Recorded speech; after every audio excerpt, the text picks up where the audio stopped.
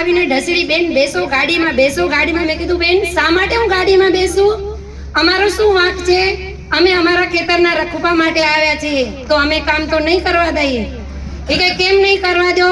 અમને ઉપરથી આદેશ છે. એટલે તમે અદાણી કંપનીના પોલીસ બધા ચમચા છો કે એમનું જ બટકું ખાઈને તમે જીવો છો? અમારી ખેતીમાં અમારો અધિકાર નથી કાંઈ?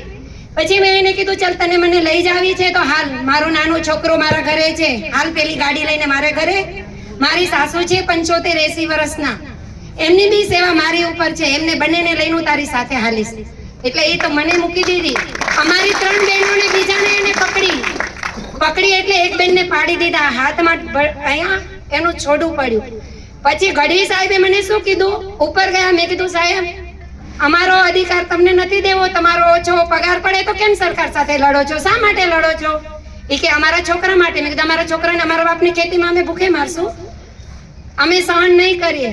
તો એક બીજી બેન હતી, એ બોલી, જે હવે એનું શું નામ મને તો આવડે નહીં, ત્યારે પીએસસી બેન હતી.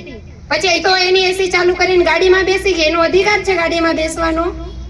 ગઢવી સાહેબે એટલા સુધી મને કીધું બેન તારે ચેક જોવે છે, કાલ આવજે આપી દઈશ. એની બેન દીકરીઓ સામે બોલવાની હિંમત નથી.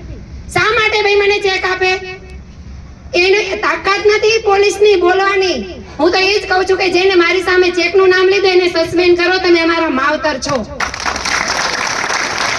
ભારત માતા કી જય.